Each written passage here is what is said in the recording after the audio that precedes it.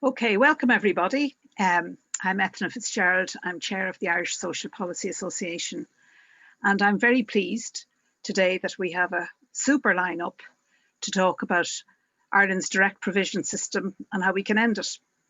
And we have Donnah from the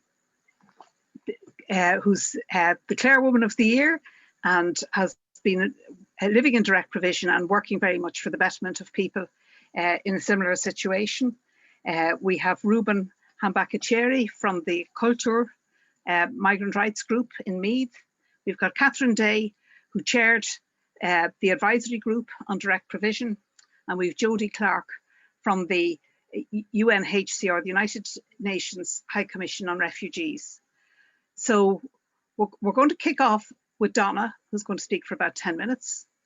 Then we're going to have Reuben, who'll speak for about 10 minutes. Then Catherine will present on her report.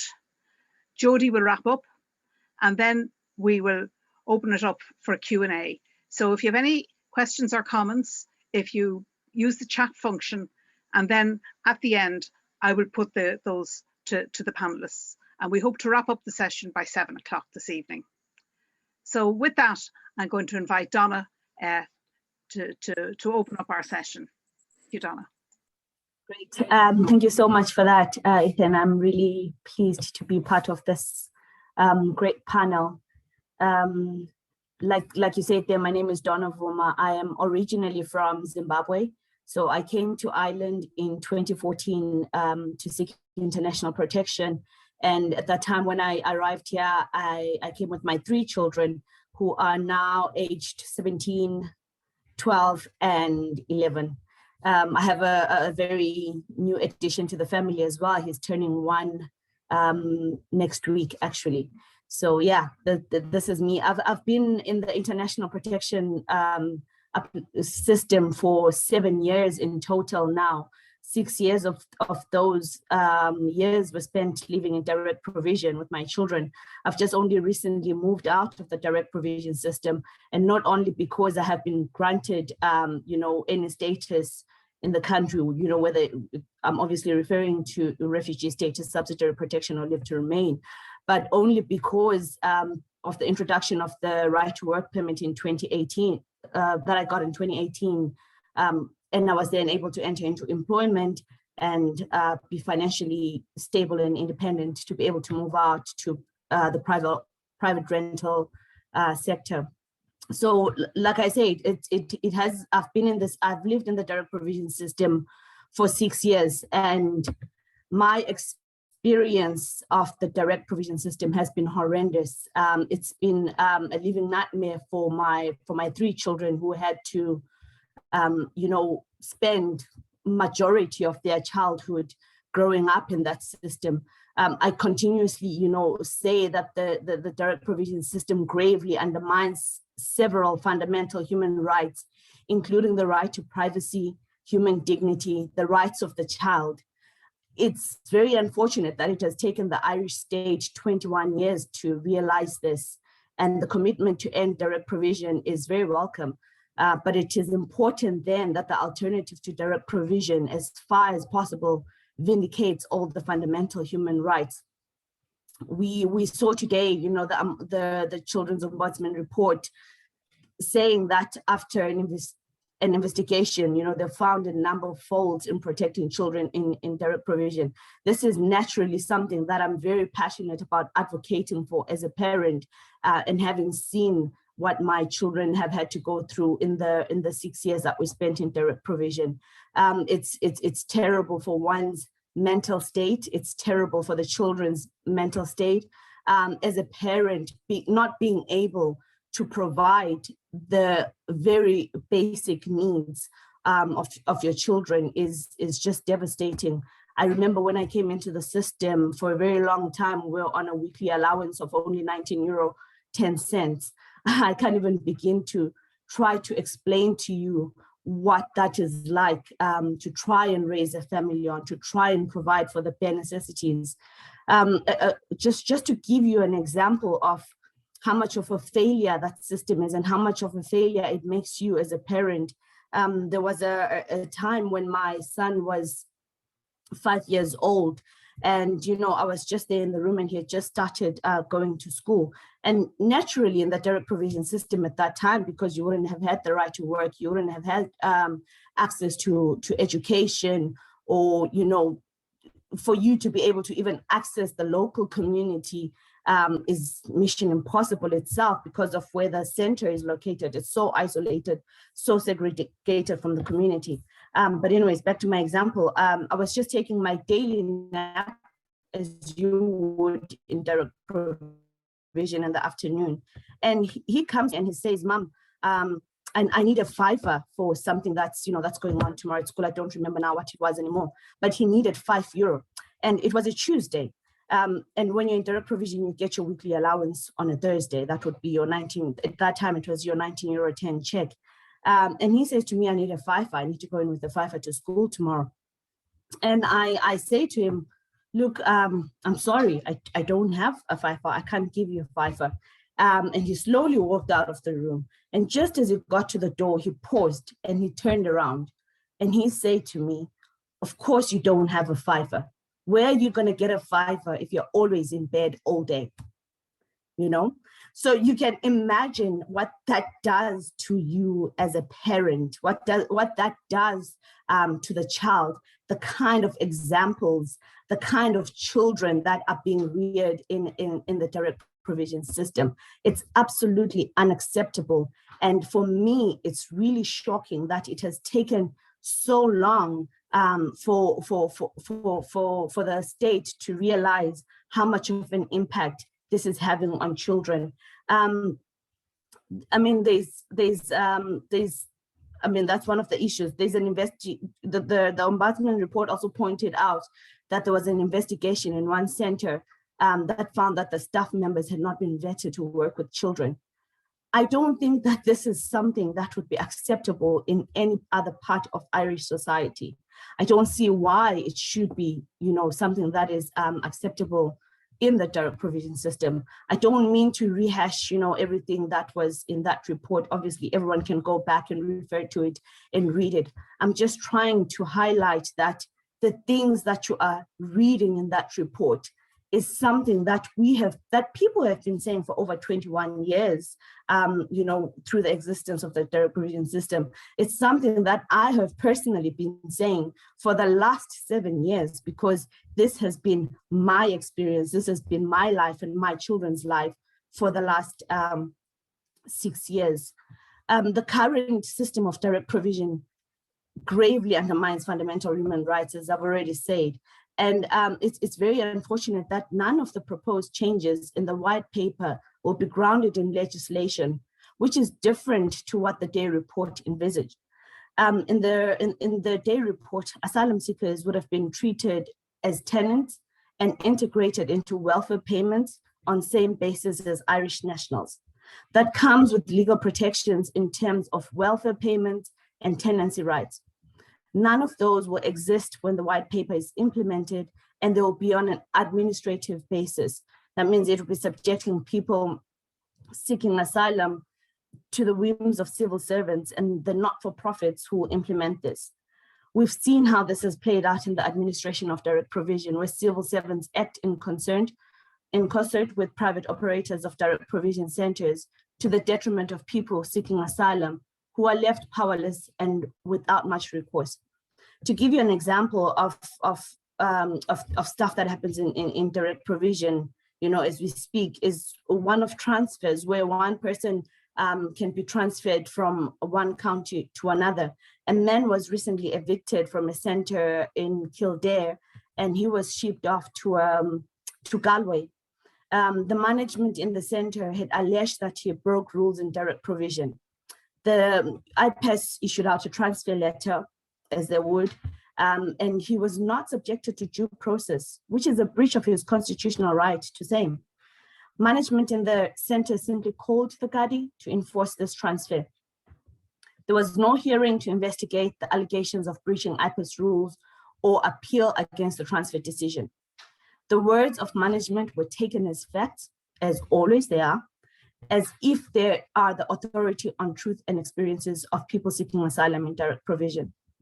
With legislation, asylum seekers enjoy legal protection if we had tenancy rights. The situation would have played out differently. Then the white paper proposes communal living for single asylum seekers, up to 10 people sharing a kitchen and other living spaces, like the lounge spaces. Again, this maintains some sort of institutional living, which we continuously talk about and which everyone recognizes as not being acceptable. You would need rules and ways to enforce the rules if people are to live like that. People need a home, and creating this institutional arrangements isn't providing a home environment. The minister doesn't queue with 9 other strangers to use the kitchen in his home. And without cleaning staff, people generally don't look after communal spaces. Conflict is bound to happen when some clean and others don't, or if it's not done in the same way as we already see happening in direct provision centers. The white paper proposes things like accommodation for single asylum seekers. Again, what happens if asylum seekers don't want to live in a host family? What happens if they initially agree and things turn sour, and during their stay it happens, as we see it happening with the student digs? It creates power structures, and we know those can lead to abuse. If you live in my house, you live by my rules, which can be deeply infantilizing. And this is the same again with parents. I mean, if you're placing parents or families in shared living spaces, there is bound to be conflict. Clarity is needed on legal relationships between the person or the people seeking asylum and the host families, as there's potential for abuse in private spaces. And obviously this would be different in a home, especially considering the person is new in the country and may not know their rights and recourse. Even migrant and domestic workers have documented this abuse. So just, I guess what I'm saying in a nutshell really is, whatever system replaces the direct provision system needs to allow people to live independently. It needs to allow people to have an environment where they can rear the families, they can practice their cultures, they can, the dignity of the person is maintained. The vulnerabilities and the needs of the person are recognized. It needs to be a system that allows people to be able to integrate into the community, to be part of the communities, where they'll be able to access employment opportunities, where they can be able to access educational opportunities. This is a normal part of life. This is what any normal human being wants, the opportunity to live. It's as simple as that. Just because you're seeking international protection, it doesn't mean that that protection should come at the cost of your freedom, at the cost of your fundamental human rights.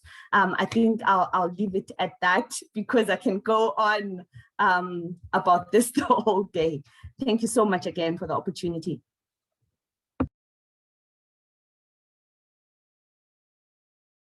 Thank you so much, Donnah.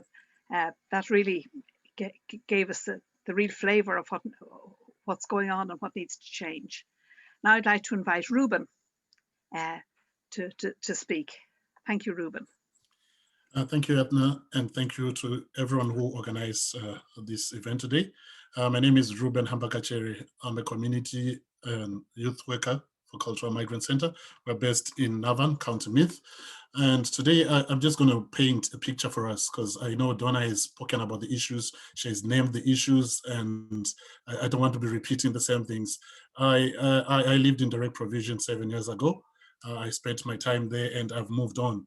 But what I know now, because I look at this from a social analysis and the impacts and the knock-on effect of direct provision, all the issues that Donnah has mentioned. So I'd like to invite you all to imagine this. You're at a bus stop. You've just arrived from wherever you're arriving.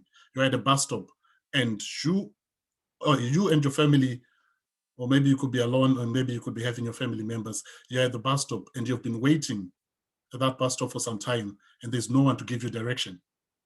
And you stand there and you wait for a bus.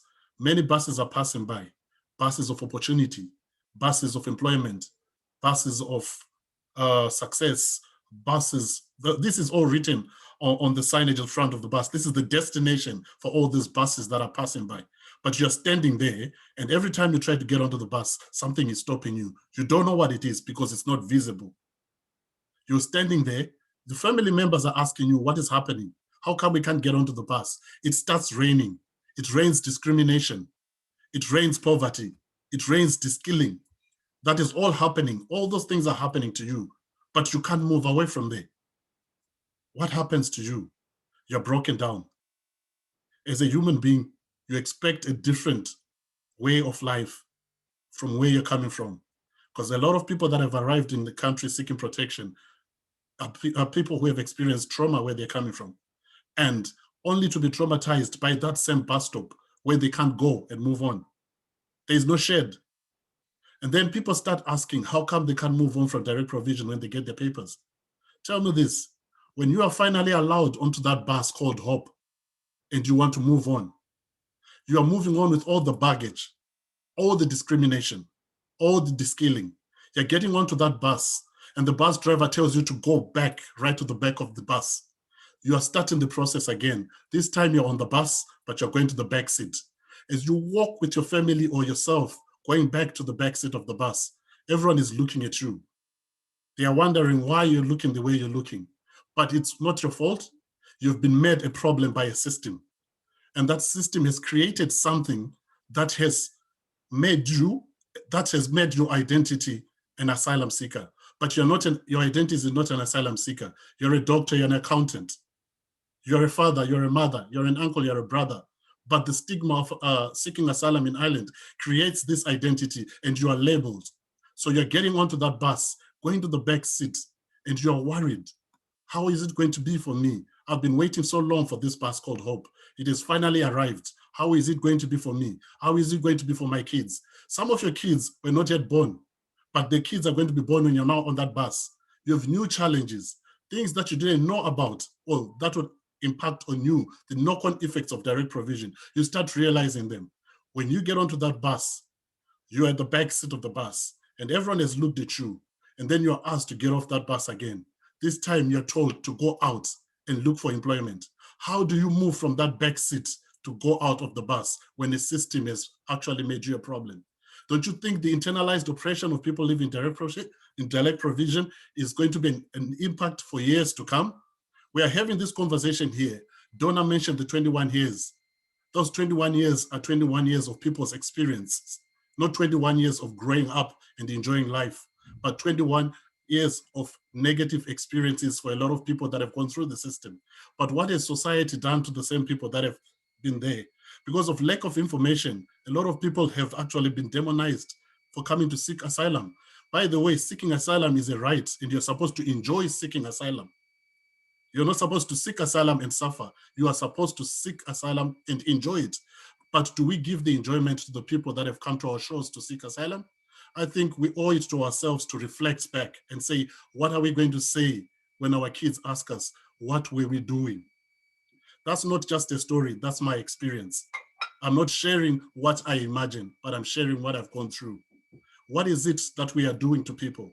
Those buses that passed when I arrived in Ireland, the buses of employment, the buses of education, and they left me at the bus stop. And all the elements of the Irish weather and Irish discrimination struck me, and I stood by the bus stop. Some of us would have managed to get onto the bus, but some of us did not have the strength even to get onto the first step of the bus. And where are those people now? We are looking at those people now, and we're saying, how come they can't move on? How come they can't integrate? What do we do about integration? I look at the white paper and I'm hopeful. There are things there that are pointing to supporting the integration from day one. Let's not just make that another of catchphrases, integration from day one. Let's make it a reality. Integration from day one is possible. It has been done in other countries and it's best practice. Let's look at what other countries have done. There is enough content and enough research that has been done with asylum seekers. It's about time to implement. We don't want the white paper to be another policy document, but we want action. So a lot of people are hopeful, though they are waiting, but we need to do something now. The Catherine Day report actually asked for quick things that we could actually turn around before implementing the rest of the white paper. So we're calling on the government, and we're going to continue mounting this pressure that there are people who have been stuck in that system for years. And most of those people don't have access to work. The restricted access to work should actually be stopped, and everyone should be able to work. Working should be a human right for everyone. And people are supposed to enjoy the benefits of supplying and providing for their families, not to think that only if I get this document, I'll be able to work. A lot of people have gone through the process. A lot of those people are our nurses today. They were doctors today.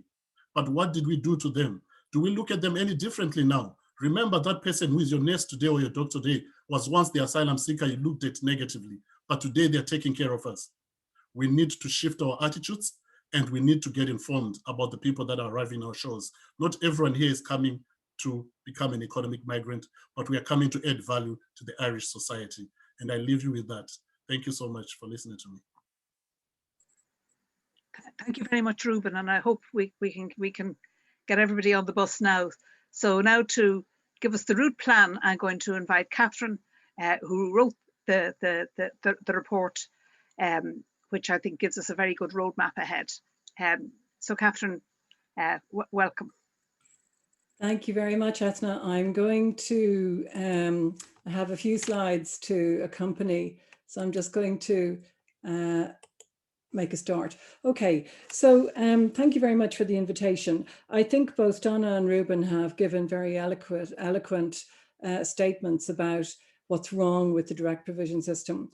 And Etna has asked me not only to talk about our report, but also to talk about how we went about it, given the nature of this particular association.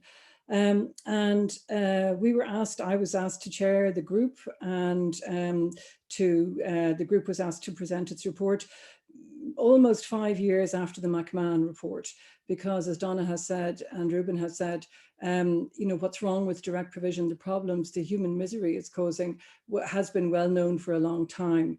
So that was the background to starting a report that was requested in 2019, more or less on the 20th anniversary of direct provision. It was clear, I think it is clear to anybody, that it's a dysfunctional system, and it has been very much the object of both national and international criticism. When I was asked to do this, I went and talked to the people in the Department of Justice, because I wanted to find out and make an assessment of what really was the problem from their point of view, and whether there was any willingness to change. And in my first exploratory discussions with them, it became very clear to me that they had no room and no resources to imagine a new system. They were completely submerged by dealing with the emergency situation. So for that reason, I thought that an advisory group could be useful to do the work that the department people simply didn't have the time and the space to do themselves. And we were very lucky to have had a terrific group, a really great group of people, very experienced, mostly former civil servants. And since civil servants often get a bad reputation, but in this case, I think it was terrific to have had such experienced people in the group, because they know how the system works, and they know how to design recommendations that can work in the system if the political will is there. And being retired, I think we all felt very free to express our views on what should and shouldn't happen. And we were also accompanied by representatives of 3 NGOs and from the department. So I think we had a good mix. Our first diagnosis was a big problem of lack of resources. Not enough people in the Department of Justice, not enough people in the International Protection Office or in the International Protection Tribunal, nor in the Legal Aid Board. But also a problem of lack of joined up government. To look after people who claim asylum here, different departments need to be working closely together. But it was our impression that they were all working separately and leaving most of the responsibility to the Department of Justice, which itself didn't have the levers to implement changes. We also were very clear that there could be no quick fixes, but that's not a reason not to start to change a system, even if it's going to take time to deliver the final result. And then, as I've said, there was really no coherent approach that we could see to a long-term system.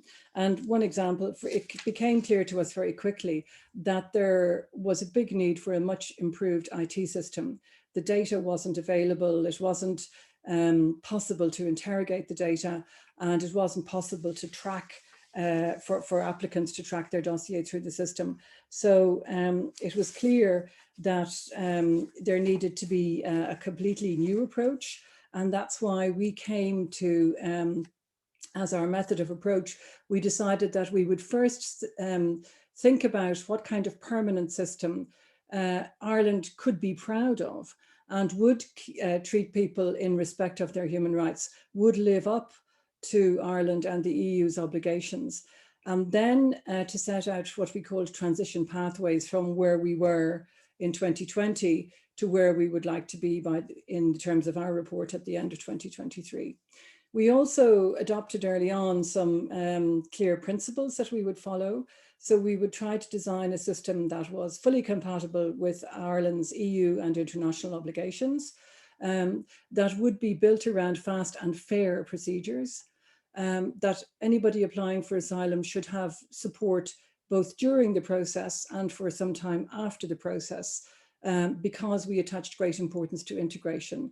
Not everybody who applies for asylum in Ireland is going to stay permanently, but many people will. And it seems to us to be just basic common sense and common decency from the beginning to treat people as people who will be here for the long term, as both Donnah and Reuben have said, building their families here, being part of the community. So the importance of integration from the beginning is, I think, very important. And we did have a lot of help from the UNHCR in Ireland with building these principles and getting their help as to making sure that what we proposed would be compatible with our international obligations. So I suppose then the key elements in the report, no, that's not the slide I want. Yeah, the key elements were, it seemed to us that everything hinged around improving the time taken to deliver decisions. It is cruel to keep people in suspense for many years while their applications are being decided. And it's also counterproductive because, as Reuben has said, it can deteriorate people's mental health. It can make them less able to work. It can magnify the post-traumatic stress disorder that many people suffer. So clearly, the system needs to speed up, and it can speed up, as I'll talk about in a moment. Then we wanted to have an integrated set of supports so that taking people from the first moment they claimed asylum right through the final moment when a final decision was taken on their application. And that involved trying to get people into own door housing as quickly as possible, giving them the right to work, looking after their health, and dealing with things like education and transport. And we advocated for a whole of government approach because it is an overall responsibility of the state to see how does it treat asylum seekers. And if it's a state responsibility, then the apparatus of the state should be working to deliver a whole of government approach. And then we also wanted to emphasize the need to implement the recommendations. I think one of the problems with the follow-up to the McMahon report was excellent, and had it been implemented, there wouldn't have been a need for our report, but it wasn't implemented. And so we all know there's no point in producing good reports unless they are taken up and implemented. So we wanted to put, we wanted to have the rate of implementation discussed regularly at cabinet level so that there would be political responsibility for implementation and transparency about what was or not being implemented. Just quickly, because I think most people know the facts of the system, but nonetheless, just to run them. So first of all, why does decision-making take so long? There was a reform of the system in 2015 to bring 3 different previous systems together in one single system. This was supposed to deliver faster decisions, but it didn't, for 2 reasons. One was that the various, the Department of Justice and the various bodies that make up the asylum system were never given the resources that they would have needed to work to reasonable timeframes. And secondly, and I think this was a real problem, there was no attempt, despite a recommendation from the McMahon group, the government did not decide to clear the backlog of old cases from the system. So they implemented a new system with a backlog of 4,000 cases. And they really only got on top of that backlog last year when we were already in COVID. So the new system had its hands tied behind its back in terms of delivering on its promise. And then decision making also takes so long because there is no overall government approach. Each department, as I said before, is left to solve its own issues. And there was no interdepartmental coordination. That is being slowly improved now. But most of all, there was no integrated person-centric approach. So individuals had to go around different organizations each time. They had to wait. They had to fight for everything that they were entitled to, instead of what we have advocated is, as I said, an approach that takes the person from the first day that they apply, treats them like a person, and gives them the support that they should be entitled to. I won't go into the detail of the time that it takes, but it can take at least 2 years for a decision. And if it's appealed, it can take a further year. So it can take at least 3 years for a decision to be made. And in that time, people are in direct provision and waiting, and some people wait a lot longer than that. Moving along then, what we recommended was fixed deadlines, that a first decision on whether somebody was eligible for asylum or not should be taken within 6 months. We looked into the resources that the International Protection Office would need, and we are very confident that if they were given the human resources that we have outlined in our report, they would be able to meet a 6-month deadline. And we then also proposed a 6-month deadline for tribunal decisions. And again, we looked at the requirements of the tribunal. We discussed with both the IPO and the IPAT, and we believe that our decisions, our recommendations are implementable. Now, this is only possible if the departments and the agencies get the resources provided and if they are maintained. In other words, when somebody leaves, that they are replaced, that the departments don't have to fight all over again for an extra post. We also made the proposal that anyone applying for asylum should be entitled to free legal aid. This was because the dossiers will be better prepared if there's a legal advisor accompanying the person, and also the person will feel that they have an advocate to defend their interests, which is a difficult thing to do in a strange country when you're not doing it in your own language. And again, we worked with the Legal Aid Board. They told us the numbers of staff that they would need. We costed all of this out. So we believe that it is perfectly feasible and not excessively expensive to speed up the process. And we still feel that this is the key to everything else.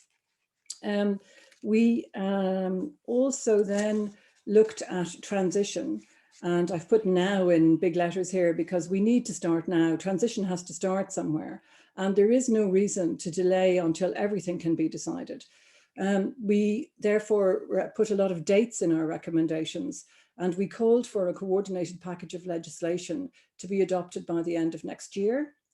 I mentioned the IT deficiencies, so we had a very good subgroup working on IT, and they have proposed a whole new component to be plugged into the Department of Justice and the agencies in order to deliver on that.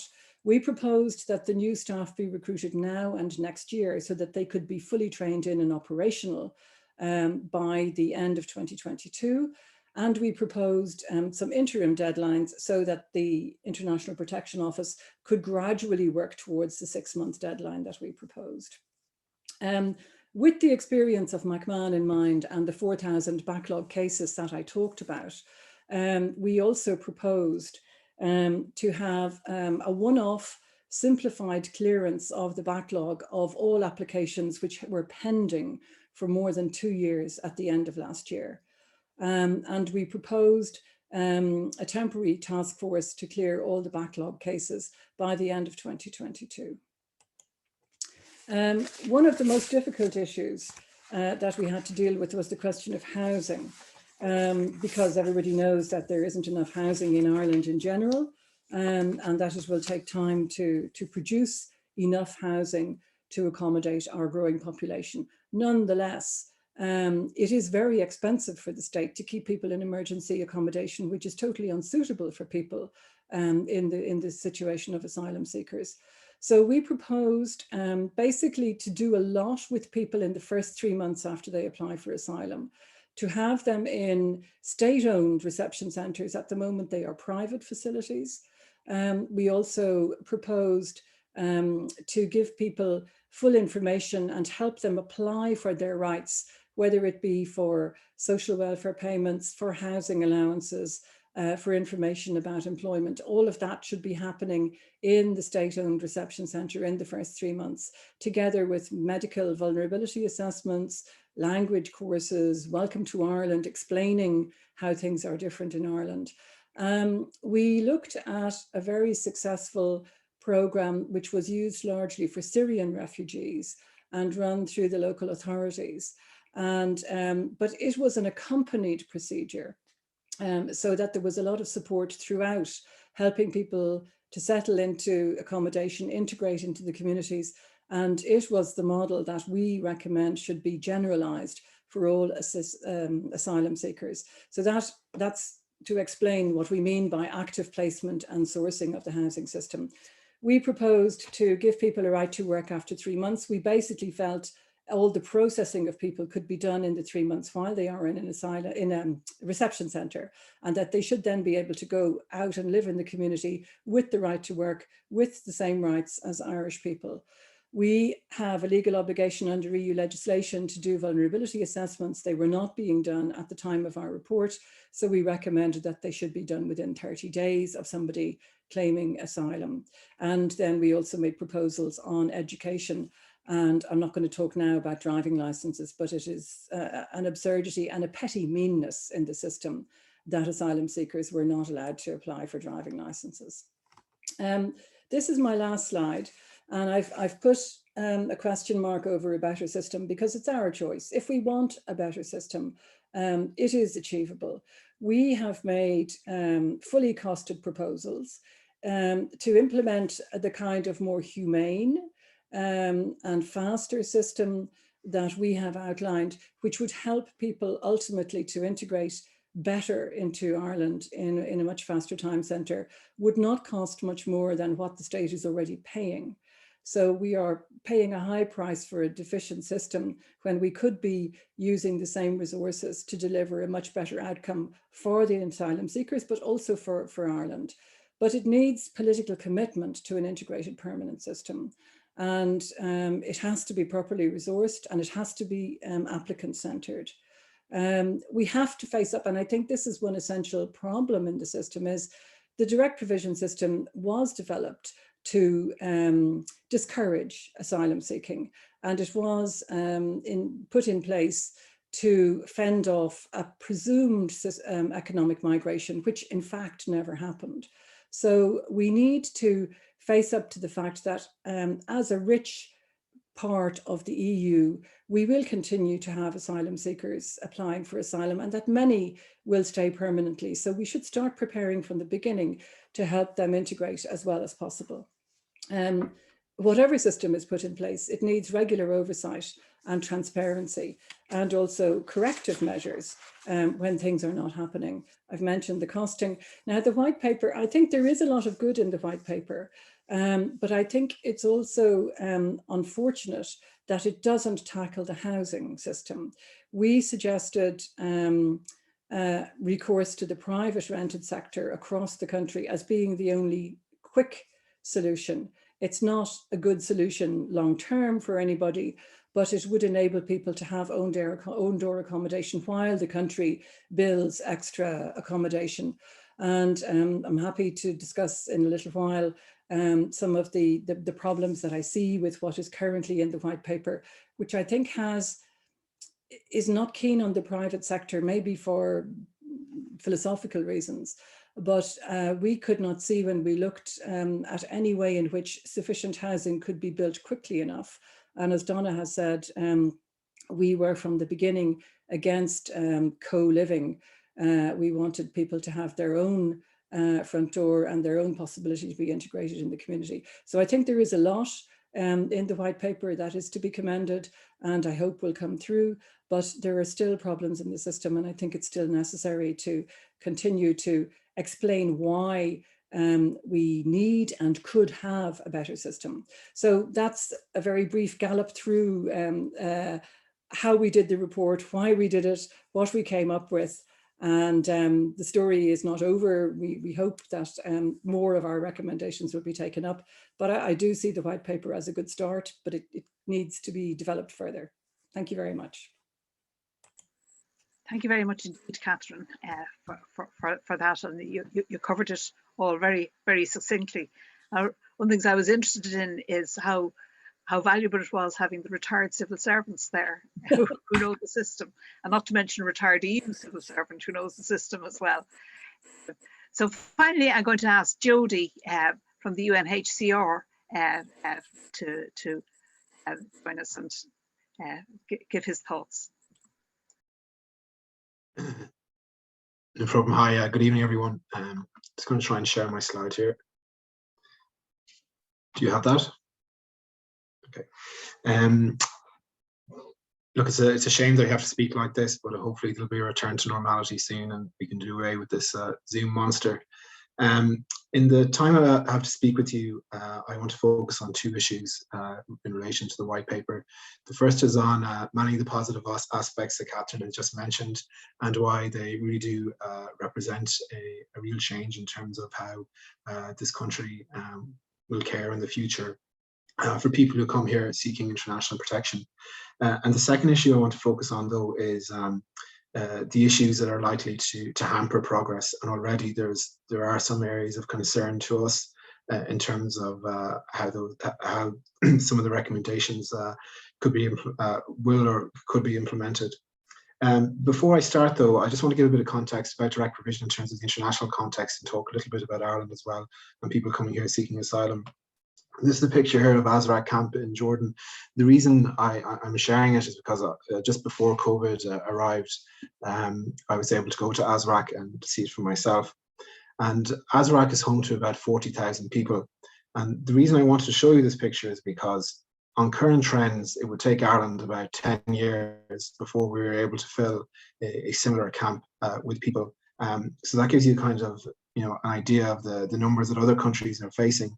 And what's remarkable is that Azraq isn't even the largest camp in Jordan. That's Zatri, which is home to about 80,000 people at the moment. And what's more even remarkable again is that the vast majority of refugees in Jordan, as elsewhere, don't live in camps. They live in towns and cities around the country.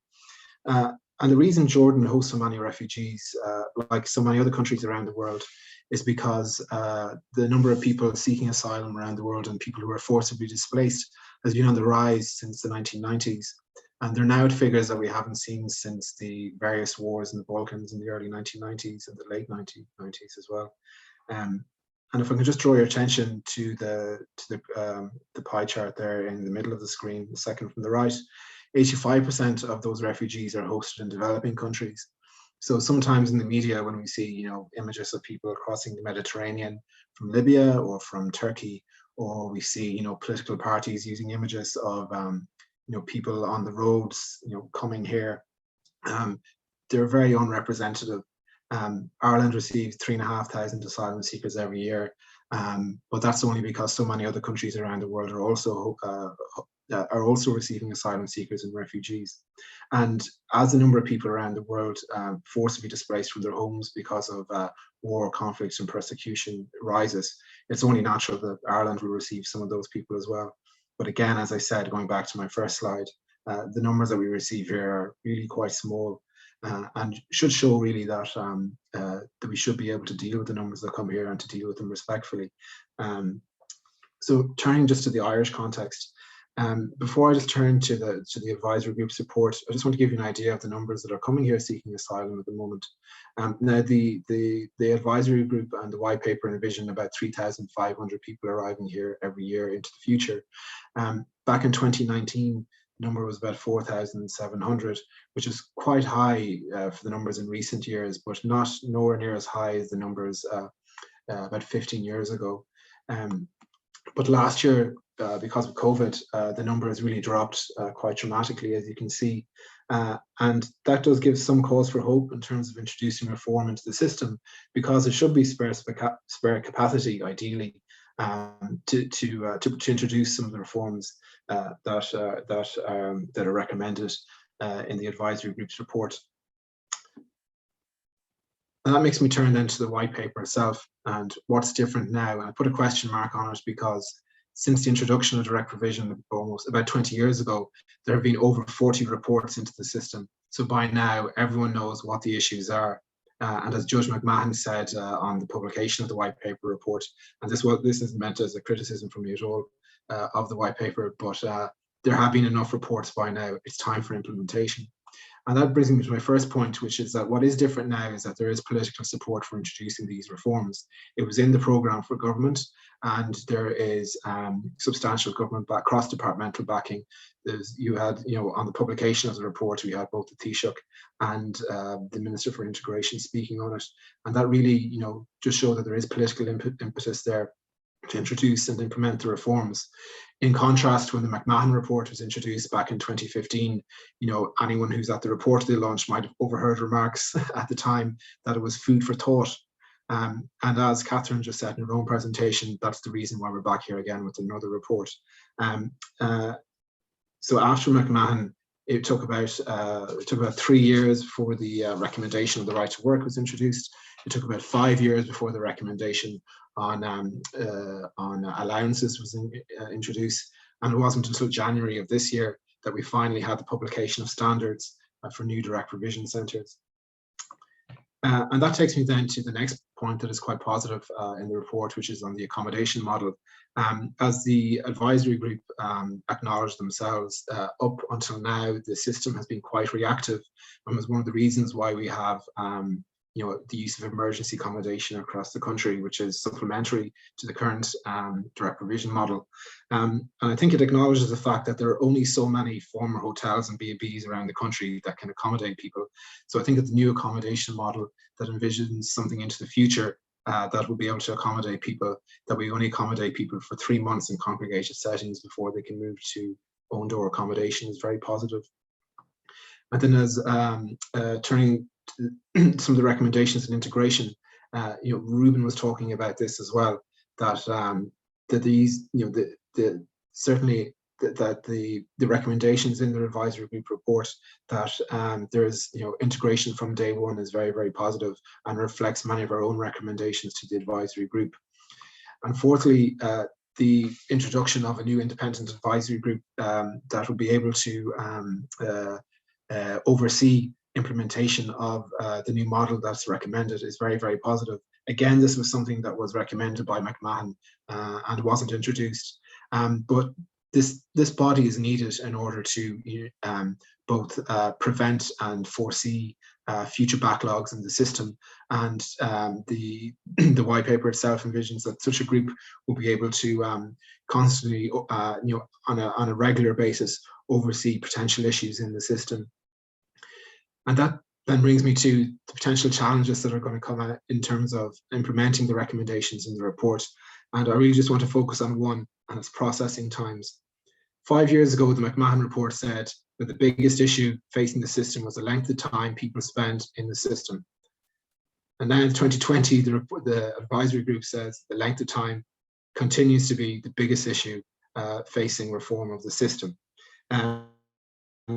So what was very welcome from the advisory group's report was that it recommended that binding timelines would be introduced for people who are in the system. And it recommended that there'd be a binding timeline of 6 months for people to get their first decision. So when they come in, they make an application for asylum. Within 6 months, they get a decision. Then they'll be able to make one appeal, and then they'll be waiting another 6 months. However, in the white paper report, the word binding doesn't appear at all. The government is, the Department of Justice is currently overseeing a processing review of applications in terms of how applications are dealt with within the International Protection Office. However, it's not expected to publish those recommendations until October of 2022. Now, in the context of the COVID-19 pandemic, which has pretty much put a stop to the processing of applications for a number of months last year, you would have to ask yourself, what is the point of having any sort of overview of those applications, this sort of processing review that is ongoing at the moment. As Catherine mentioned in her own presentation, it now takes about 2 years to get a decision on your first application. In fact, it doesn't take about 2 years, it does take 2 years if you come in today and make an application for asylum. And that's even before you make your application, to appeal that decision to the next body, which is called the International Protection Appeals Tribunal.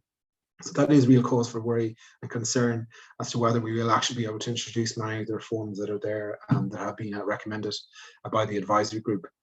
So in summary, there really is cause for hope from the introduction from the advisory group's report, and particularly because of the political impetus that is there now to introduce these reforms. However, there really is real cause for concern that the reforms will be implemented at all, and whether, because if we don't actually deal with this whole issue of processing times, which, as I said, has consistently been found to be the biggest issues in the system, we could well be back here in 5 years' time with another report. I hope that's not the case, but there is real potential that could be the case. So listen, thanks very much everyone for listening to my presentation, and be quite happy to answer any questions that people have at the end. Thanks. Very much, Jody. And maybe if you get out of the screen sharing.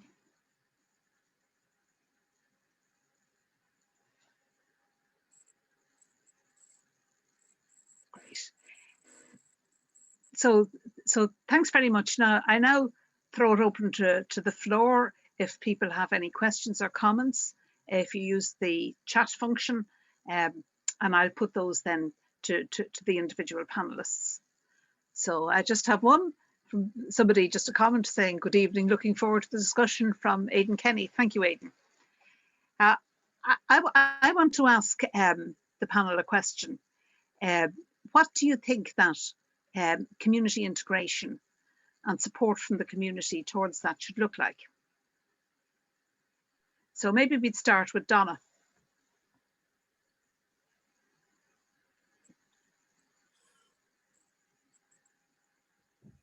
Donnah, you're on mute.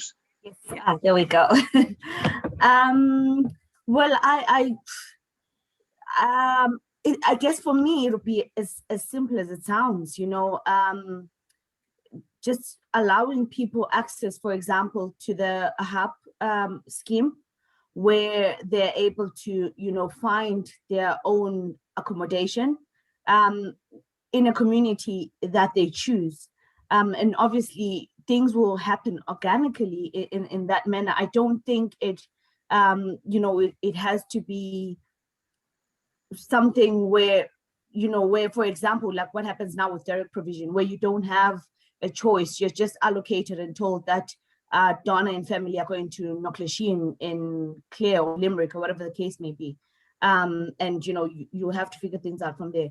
But where I would, choose that I'm going to live in Limerick and I will become a part of that community. My children go to the local schools in that community. They participate in the local activities in that community, where I would be able to find work or in that local community. That's what it would look like for me, where it's not being forced, but it just happens organically. And Reuben, do you want to say anything on that? Yep. Yeah, so for me, just to add on to what Donnah said, so I think there's that aspect of the autonomy, and then also a supported integration, whereby the community that one moving from direct provision is moving into is educated, and that's looking at intercultural competence or intercultural humility training for communities, and having community leaders that are welcoming. So we have welcoming communities in every town, village, or if depending on where people want to go and live, but preparing the minds of the people that there are people coming from other cultures, from other community to live with you. I think that's very important, because that reduces the risk of discrimination. We're not saying it eradicates discrimination, but it reduces the risk of discrimination, and all those negative attitudes can be addressed in a safe space when this is done prior to people moving into a community. Because we might want to imagine that Ireland is a very safe country and there is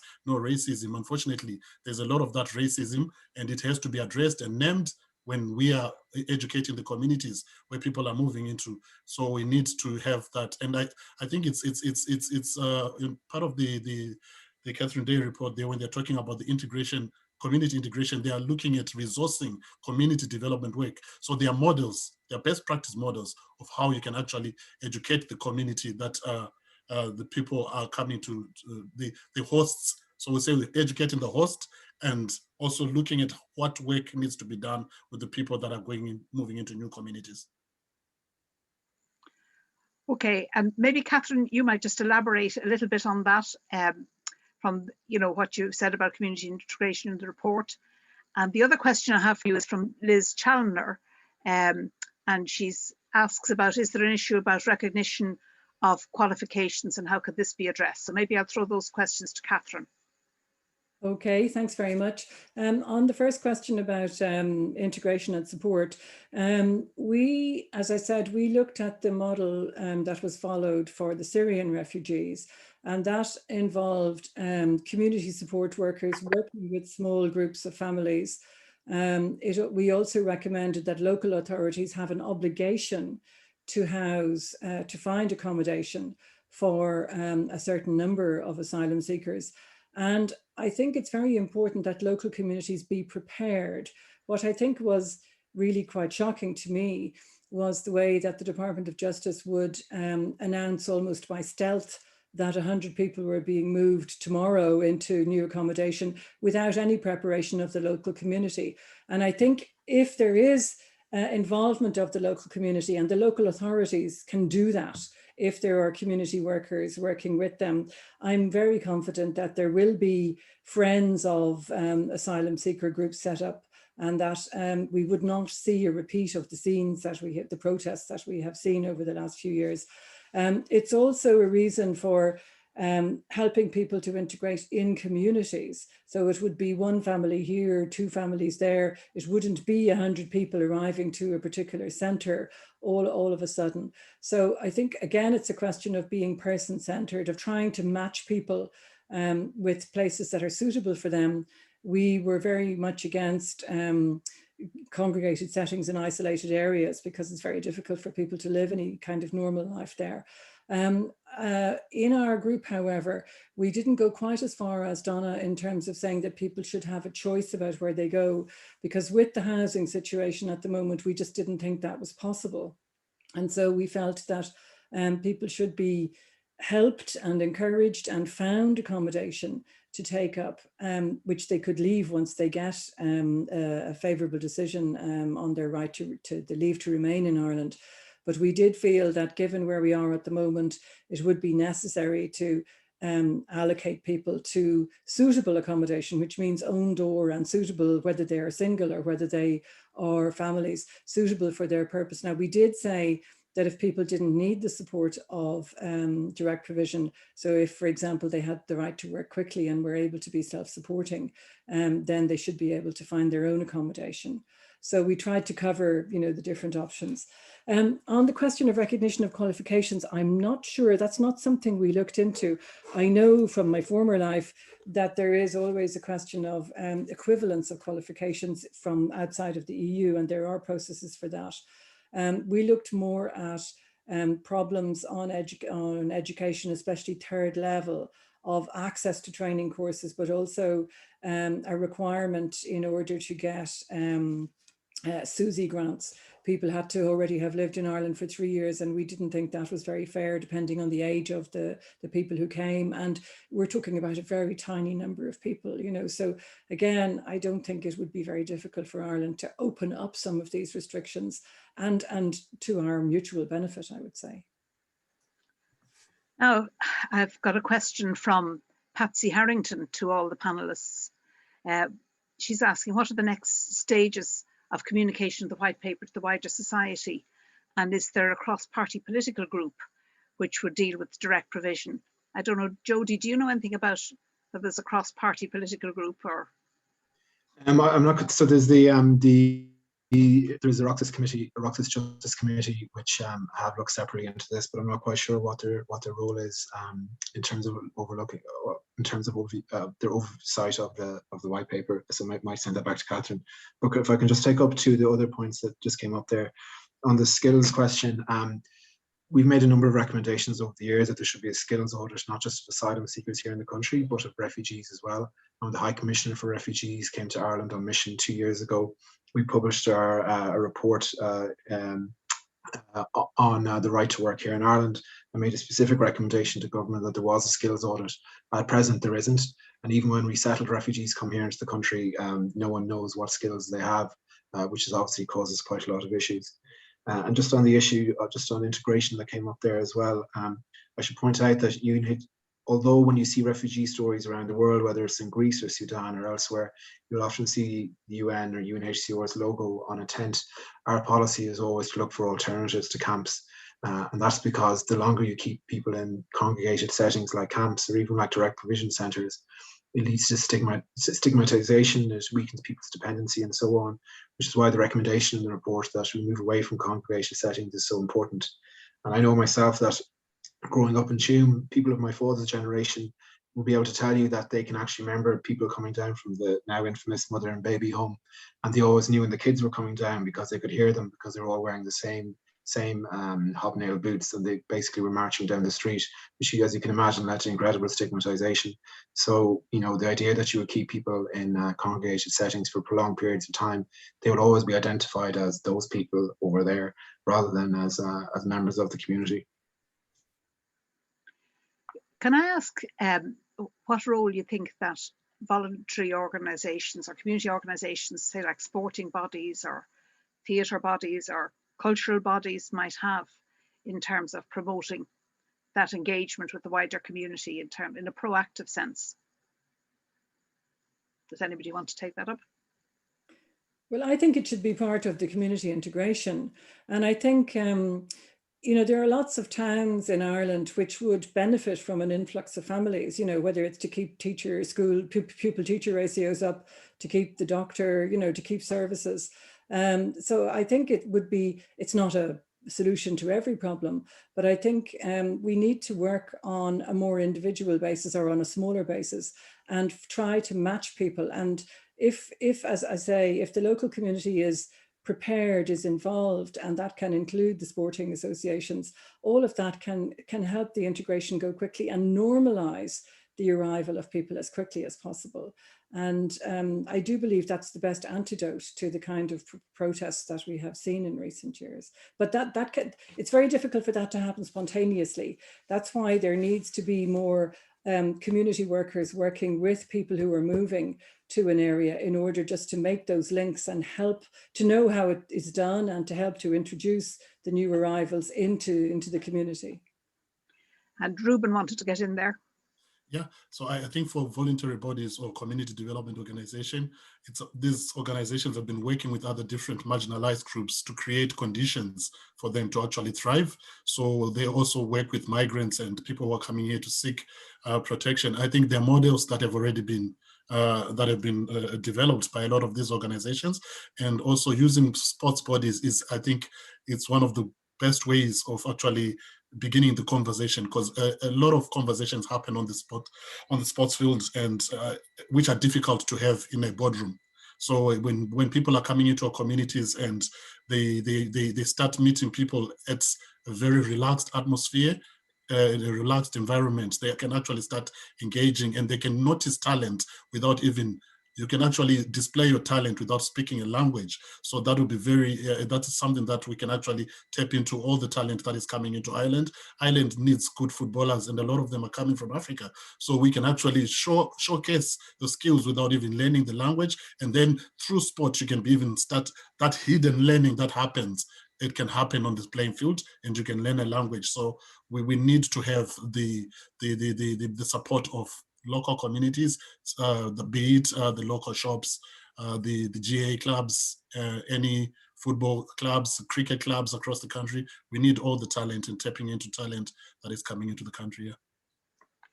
Great, and I've got a couple of questions and comments coming in on the Q&A.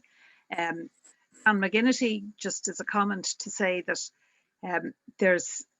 that maybe it would be useful to follow people's journey through the system to see what the blockages are in terms of the delays in approval, that you would actually identify what are the pinch points in it. So that's a useful point. And Aidan Kenny is asking, what can the education authorities do about skills and skills recognition? And his other question is the role of trade unions and civil society in supporting integration. So, Reuben, do you want to pick those ones up? Yeah, I think for the education, there is qualifications.ie. It's a website where you can actually link in with that, and you can get some of the qualifications recognized. It's limited, but there are some colleges that are recognized from all over the world, so you can check that out.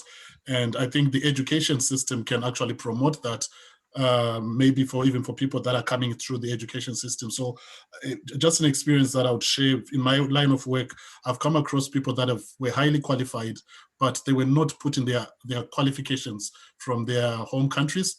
So they were starting afresh.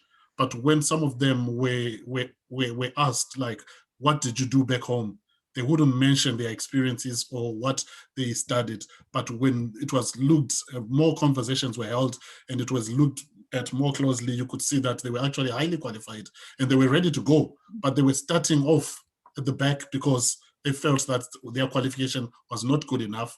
And then I recently supported a Syrian guy to get his qualification translated into an Irish qualification, and he's now employed. So it's quite possible. It can be done. And then looking at the trade unions have been in the lead of actually supporting migrants across the country, because most migrants would actually relate to trade unions from their countries of origin. Speaking mostly for most African countries, they would have had come into contact with trade unions, and trade unions would have supported them. So it's something that I think we need to tap into. And I keep asking people who are working in my sector that introducing trade unions and talking about trade unions with people that have arrived in the country, it's a point of contact that they can relate to. And that can actually be used for social change, because trade unions led social change in Germany, historically, even in England, they led social change. So the same could be done for people who are coming to Ireland. I have another question now from Frances Ruan, who is on the advisory group, and she's asking, what can schools do to assist the integration of families? So maybe we'll throw that to Donnah to start. I think just to add on to what Reuben was saying there about the recognition of skills. I mean, we know that there is no mechanism that recognizes prior learning or like from other countries in Ireland. So I think that is something that is very important that Ireland needs to look at implementing, something that recognizes prior qualifications, qualifications that people are coming with from different countries. But as well, there has to be some kind of way of assessing those skills or qualifications that someone is saying they have. I guess that this would be dependent on the individual institutions that the person is applying to, because we need to remember that oftentimes when someone is leaving their country, they don't often have the opportunity to take their certificates or diplomas, whatever the case may be, with them. And even when they have arrived in Ireland, it's very difficult to avail yourself to an institution, say back in your country, to try and retrieve your records or your certification. So there has to be something that is, I don't know, implemented by whether it's the Department of Education or the education boards that can facilitate in recognizing that prior learning and those acquired skills. And then in terms of what schools can be doing to assist the integration of families, there's so much right now. I mean, there's a particular case that I want to refer to that we have seen here in Limerick, where a child had to be moved from one school or was denied access to that school because the school just decided that the level of English that that child had did not fit in with the standard of that school. And they felt that, there was a school with the lower level. I've seen it as well with other schools that are, near direct provision centers, where they have said that particular child cannot be registered in their school following an assessment because they do not meet the standard of that school. So there has to be something that the schools are doing differently to accommodate the needs of the children that are coming from different backgrounds, whether it's cultural training, to help them understand, but also schools need to be employing people with diverse backgrounds to be able to facilitate the needs of, children who are coming in, for example, with, a different religion or a different language, for example. But there's also small things that the schools can be doing to help families and or children that are living in direct provision. Like we have seen during the pandemic, something as simple as a tablet or, I don't know, some way of helping the child to access, their virtual learning. We've had so many families reaching out to us to say, can you help me get a tablet for my child? Because they're not able to access virtual learning. The schools don't have an understanding of the, say right now, the direct provision system. They don't know what it's like for that child and that family living in that type of situation. So I think there's a whole lot of awareness raising and training that has to happen within the schools so that they can be able to best assist those families or to cater for the needs of the children that are coming into their schools. Catherine, do you want to come in on this one? Well, one of the many things that we proposed should happen in the first 3 months when people are still in the reception centre would be to try to establish their qualifications and to feed that then into the search for employment.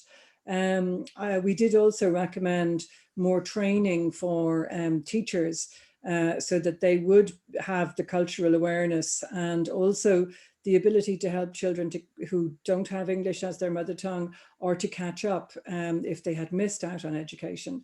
And there are some good programs there. The Department of Education, the schools that the children go to from the big reception centre, those schools are used to receiving these children and they seem to have learned ways of being more inclusive, but that has to be spread to the rest of the country.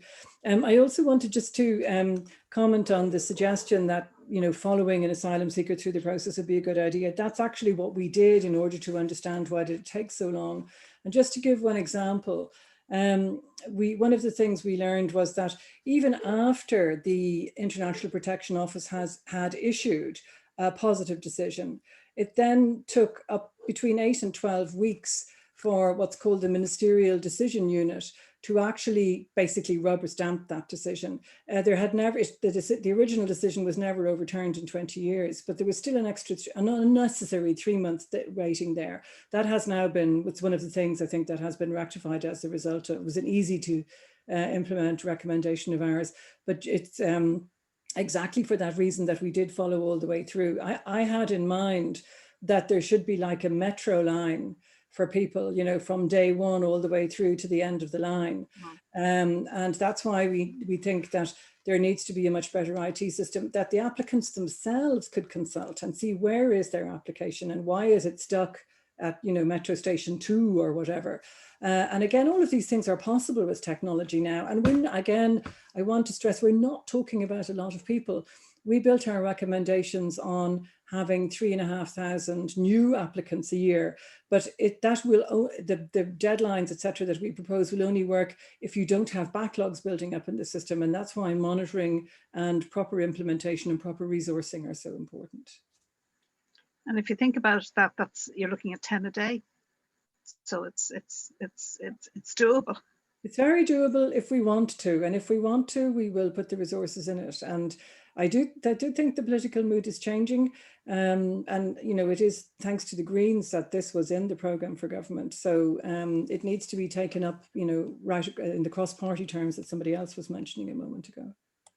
I've had some comments in here talking about first of all, a few people saying thank you very much, Catherine Ann Field and others, and also supporting the point that was made about diversity of people in different kind of public roles or in community sector roles, whether they're the police, community youth workers, in the schools themselves and so on, the importance of that, because we become a diverse society by being diverse, you know, in depth.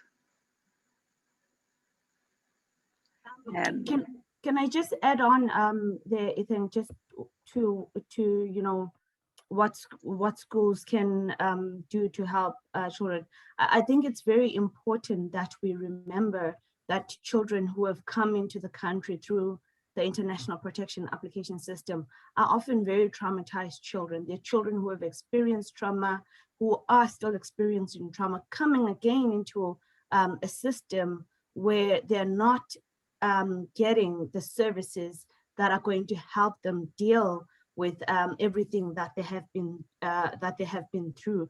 I think one of the things that the Ombudsman report captured very well was that the children need to be considered as vulnerable all the time, especially children that are in the asylum process or have come, you know, through that process. So there has to be these key wraparound services, whether it's whether the schools can also facilitate that on an individual basis.